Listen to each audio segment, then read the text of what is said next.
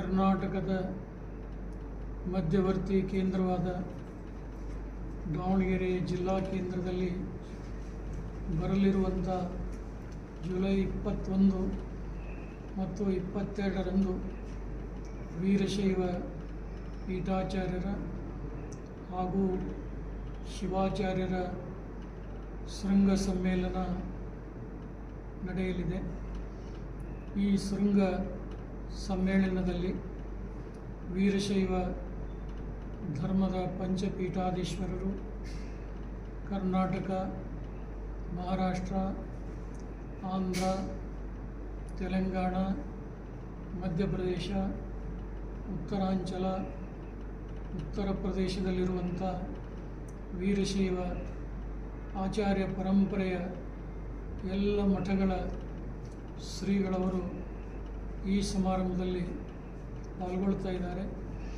2 ದಿನಗಳ ಕಾಲ ನಡೆಯುವಂಥ ಈ ಪವಿತ್ರ ಸಮಾರಂಭದ ಉದ್ಘಾಟನೆಯನ್ನು ಅಖಿಲ ಭಾರತ ವೀರಶೈವ ಲಿಂಗಾಯತ ಮಹಾಸಭೆಯ ರಾಷ್ಟ್ರೀಯ ಅಧ್ಯಕ್ಷರಾದ ಡಾಕ್ಟರ್ ಶಾಮನೂರು ಶಿವಶಂಕರಪ್ಪನವರು ಉದ್ಘಾಟನೆಯನ್ನು ಮಾಡಲಿದ್ದಾರೆ.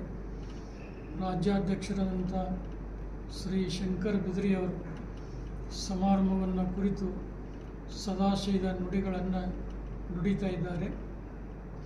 ಈ ಅಪೂರ್ವ ಸಮಾರಂಭದಲ್ಲಿ ನಾಡಿನ ನಾನಾ ಭಾಗಗಳಿಂದ ಧರ್ಮಾಭಿಮಾನಿಗಳು ಮತ್ತು ರಾಜಕೀಯ ಅನೇಕ ಧುರೀಣರು ಪಾಲ್ಗೊಳ್ಳುವಂಥ ಒಂದು ಅಪೂರ್ವ ಬೃಹತ್ ಸಮಾರಂಭ.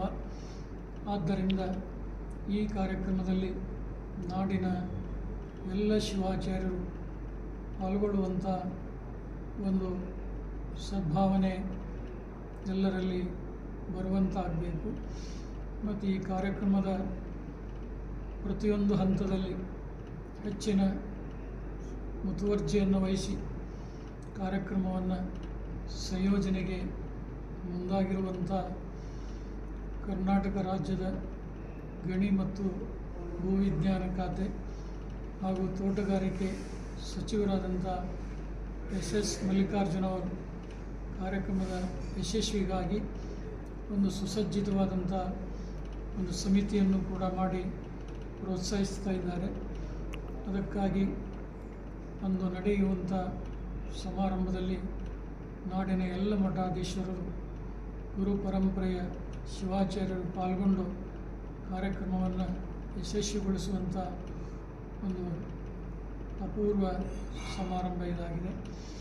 ಈ ಸಮಾರಂಭದಲ್ಲಿ ವೀರಶೈವ ಧರ್ಮ, ಸಂಸ್ಕೃತಿ, ಪರಂಪರೆ ಇವುಗಳ ಜೊತೆಗೆ ಪ್ರಚಲಿತ ಸಮಾಜದ ಅನೇಕ ಸಮಸ್ಯೆಗಳು ಮತ್ತು ಅವುಗಳಿಗೆ ಪರಿಹಾರ ಮಾರ್ಗವನ್ನು ಕಂಡುಕೊಳ್ಳುವಂಥ ದಿಶೆಯಲ್ಲಿ ಈ ಸಮಾರಂಭ ಒಂದು ದಿಕ್ಸೂಚಿ ಆಗಬಹುದು ಅನ್ನುವಂಥ ನಿರೀಕ್ಷೆಯಲ್ಲಿ ವೀರಶೈವ ಲಿಂಗಾಯತ ಸಮಾಜ ಬಾಂಧವರು ನಿರೀಕ್ಷಣೆಯಲ್ಲಿದ್ದಾರೆ.